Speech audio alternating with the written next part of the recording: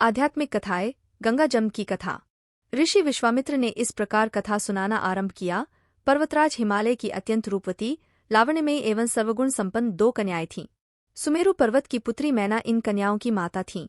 हिमालय की बड़ी पुत्री का नाम गंगा तथा छोटी पुत्री का नाम उमा था। गंगा अत्यंत प्रभावशाली और असाधारण दैवी गुणों से संपन्न थी। वह किसी बंधन को स्वीकार न कर मनमाने मार्गों का अनुसरण करती थी। उसकी इस असाधारण प्रतिभा से प्रभावित होकर देवता लोग विश्व के ज्ञान की दृष्टि से उसे हिमालय से मांग कर ले गए। पर्वतराज की दूसरी कन्या उमा बड़ी तपस्विनी थी। उसने कठोर एवं असाधारण तपस्या करके महादेव जी को वर के रूप में प्राप्त किया। विश्वामित्र के इतना कहने पर राम ने कहा, गे भगवन, जब गंगा को देवता लोग सुरलोक ले गए तो वह पृथ्वी पर कैसे अवतरित हुई और गंगा को त्रिपथका क्यों कहते हैं? इस पर ऋषि विश्वामित्र ने बताया, महादेव जी का विवाह तो उमा के साथ हो गया था, किंतु 100 वर्ष तक भी उनके किसी संतान की उत्पत्ति नहीं हुई। एक बार महादेव जी के मन में संतान उत्पन्न करने का विचार आया। जब उनके इस विचार की सूचना ब्रह्मा जी सहित देवताओं को मिली तो वे विचार करने लगे कि शिव जी के संतान के तेज को कौन संभाल सकेगा। उन्होंने अपनी इस शंका को शिव जी के सम्मुख प्रस्तुत किया। उनके कहने पर अग्नि ने यह भार ग्रहण किया और परिणाम स्वरूप अग्नि के समान महान तेजस्वी स्वामी कार्तिकेय का जन्म हुआ। देवताओं के इस षड्यंत्र से उमा के संतान होने में बाधा पड़ी तो उन्होंने क्रुद्ध होकर देवताओं को शाप दे दिया कि भविष्य में वे कभी पिता नहीं बन सकेंगे। इस बीच सुरलोक में विचरण करती हुई गंगा से उमा की भेंट हुई। गंगा ने उमा से कहा कि मुझे सुरलोक में विचरण करत हुए बहुत दिन हो गए हैं। मेरी इच्छा है कि मैं अपनी मातृभूमि पृथ्वी पर विचरण करूं। उमा ने गंगा आश्वासन दिया कि वे इसके लिए कोई प्रबंध करने का प्रयत्न करेंगी। वत्स राम, तुम्हारी ही अयोध्यापुरी में सगर नाम के एक राजा थे। उनके कोई पुत्र नहीं था। सगर की पटरानी केशिनी विदर्भ प्रांत के राजा की पुत्री थी। केशिनी सुंदर, धर्मात्मा और सत्यप्रायण थी। सगर की दूसरी रानी का नाम सुमति थी जो राजा अरिष्टनेमी की कन्या थी। दोनों रानियों को लेकर महाराज सगर हिमालय के भृगुप्रसरवण नामक प्रांत में जाकर पुत्र प्राप्ति के लिए तपस्या करने लगे। उनकी तपस्या से प्रसन्न होकर महर्षि भृगु ने उन्हें वर दिया कि तुम्हें बहुत से पुत्रों की प्राप्ति होगी। दोनों रानियों में से एक का केवल एक ही पुत्र होगा जो कि वंश को बढ़ाएगा और दूसरी के 60,000 पुत्र होंगे। कौन सी रानी कितने पुत्र चाहती है, इसका निर्णय वे स्वयं आपस में मिलकर कर लें। केशिनी ने वंश को बढ़ाने वाले एक पुत्र की कामना की और गरुड़ की बहन सुमति ने 60,000 बलवान पुत्रों की। उचित समय पर रानी केशिनी ने असमंजस नामक पुत्र को जन्म दिया। रानी सुमति के गर्भ से एक तुम्बा निकल जिसे फोड़ने पर छोटे छोटे 60,000 पुत्र निकले। उन सबका पालन पोषण घी के घड़ों में रखकर किया गया। कालचक्र बीतता गया और सभी राजकुमार युवा हो गए। सगर का ज्येष्ठ पुत्र असमंजस बड़ा दुराचारी था और उसे नगर के बालकों को सरयू नदी में फेंक कर उन्हें डूबते हुए देखने में बड़ा आनंद आता था। इस दुराचारी पुत्र से दुखी होकर सगर ने उसे अपने राज्य से निर्वासित कर दिया। असमंजस के अंशुमान नाम का एक पुत्र था। अंशुमान अत्यंत सदाचारी और पराक्रमी था।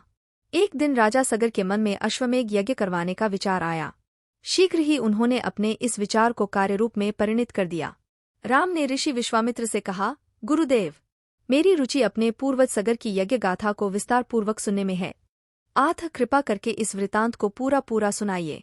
राम के इस तरह कहने पर ऋषि विश्वामित्र प्रसन्न होकर कहने लगे, राजा सगर ने हिमालय एवं विंध्याचल के बीच की हरी भरी भूमि पर एक विशाल यज्ञ मंडप का निर्माण करवाया।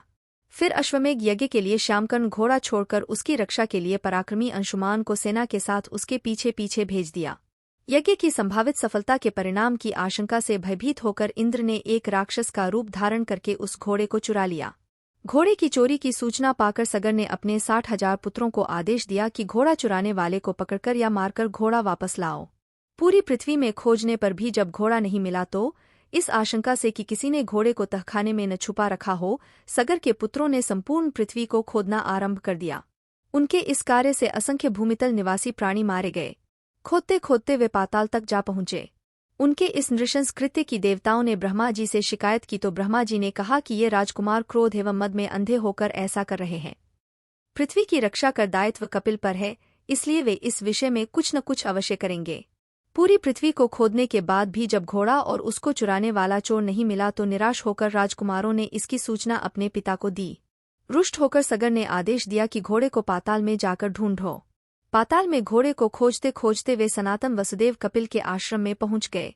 उन्होंने देखा कपिलदेव आंखें बंद किए बैठे हैं और उन्हीं के पास यज्ञ का वह घोड़ा बंधा हुआ है। उन्होंने कपिल मुनि को घोड़े का चोर समझकर उनके लिए अनेक दुर्वचन कहे और उन्हें मारने के लिए दौड़े। सगर के इन कुकृत्यों से कपिल मुनि की समाधि भंग हो गई। उन्होंने क्रुद्ध होकर सगर के उन सब पुत्रों को भस्म कर दिया। जब महाराज सगर को बहुत दिनों तक अपने पुत्रों की सूचना नहीं मिली तो उन्होंने अपने तेजस्वी पौत्र अंशुमान को अपने पुत्रों तथा घोड़े का पता लगाने के लिए आदेश दिया। वीर अंशुमान शस्त्रास्त्रों से सुसज्जित होकर उसी मार्ग से पाताल की ओर चल पड़ा जिसे उसके चाचाओं ने बनाया था। मार्ग में जो भी पूजनीय ऋषि मुनि मिले उनका यथोचित सम्मान करके अपने लक्ष्य के विषय में पूछता हुआ उस स्थान तक पहुंच गया जहां पर उसके चाचाओं के भस्मीभूत शरीरों की राख पड़ी थी और पास ही यज्ञ का घोड़ा चल रहा था।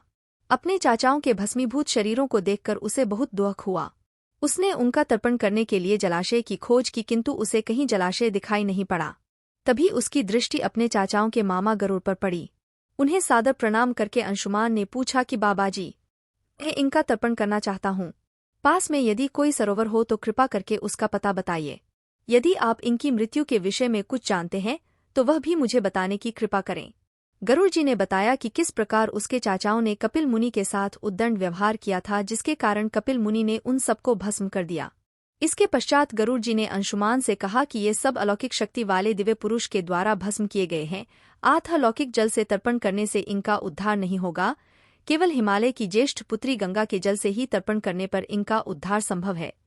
अब तुम घोड़े को लेकर वापस चले जाओ जिससे कि तुम्हारे पितामह का यज्ञ पूर्ण हो सके।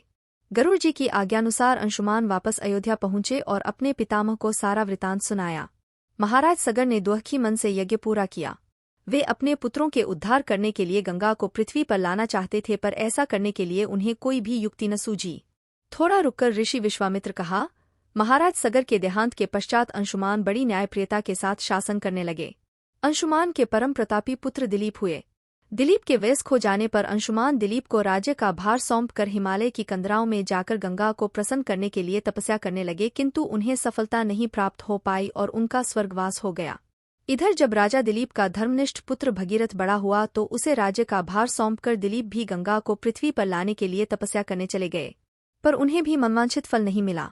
भगीरथ बड़े प्रजावत्सल नरेश थे किंतु उनकी कोई संतान नहीं हुई। इस पर वे अपने राज्य का भार मंत्रियों को सौंपकर स्वयं गंगावतरण के लिए गोकर्ण नामक तीर्थ पर जाकर कठोर तपस्या करने लगे।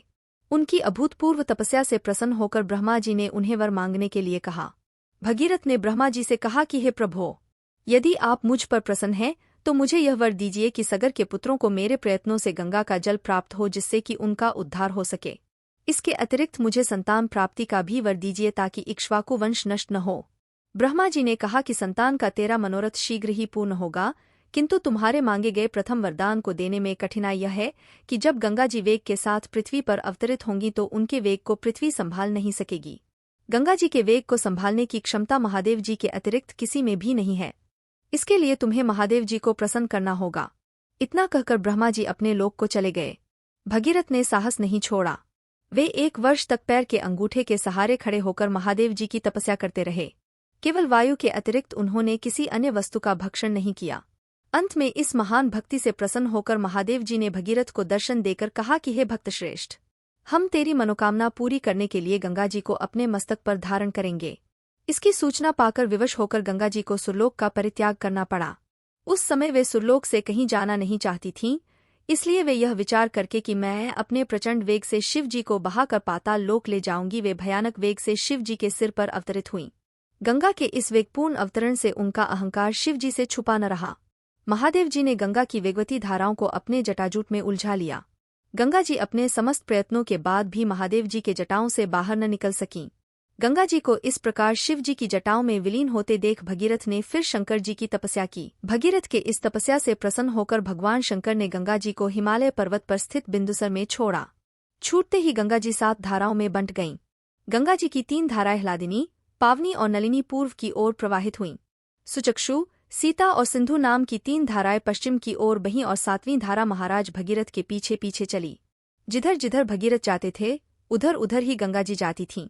स्थान स्थान पर देव, यक्ष, किन्नर, ऋषिमुनि आदि उनके स्वागत के लिए एकत्रित हो रहे थे। जो भी उस जल का स्पर्श करता था भवबाधाओं से मुक्त हो जाता था।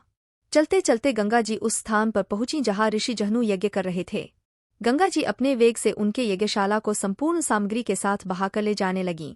इससे ऋषि को बहुत क्रोध आया और उन्होंने क्रुद्ध होकर गंगा का सारा जल पी लिया। यह देखकर समस्त ऋषि मुनियों को बड़ा विस्मय हुआ और वे गंगा जी को मुक्त करने के लिए उनकी स्तुति करने लगे। उनकी स्तुति से प्रसन्न होकर जहनु ऋषि ने गंगा जी को अपने कानों से निकाल दिया और उन्हें अपनी पुत्री के रूप में स्वीकार कर लिया। तब से गंगा जाह्नवी कहलाने लगी। इसके पश्चात वे भगीरथ के पीछे चलते चलते समुद्र तक पहुंच गईं और वहां से सगर के पुत्रों का उद्धार करने के लिए रसातल में चली गईं। उनके जल के स्पर्श से भस्मीभूत हुए सगर के पुत्र निष्पाप होकर स्वर्ग गए।